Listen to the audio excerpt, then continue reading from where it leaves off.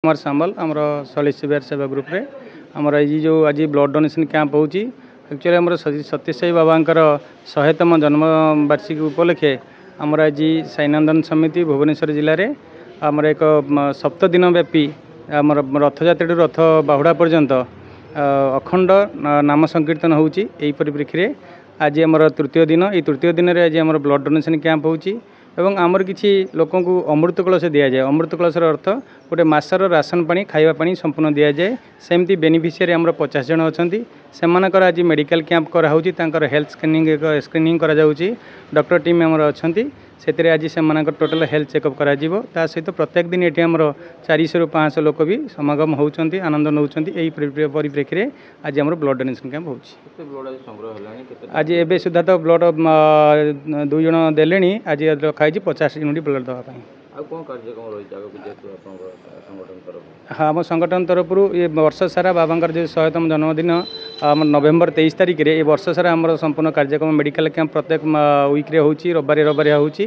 ता सहित आमर ये आमर भुवनेश्वर साई जिले 3 नंबर आमर मुख्य अच्छी मंदिर से मंदिर भी प्रत्येक दिन से आमर मेडिकल कैंप होची फ्री हार्ट चेकअप होची फ्री हार्ट ऑपरेशन भी होची जेते सारी सेवा कार्य आम संगठन तरफ कराऊे वर्ष सारा। देवाशीष दास आज आमर तो जो बर्तमान ब्लड डोनेशन कैंप चली अच्छी आज आमर 50 यूनिट ब्लड कलेक्शन हो आम आशा करुचु।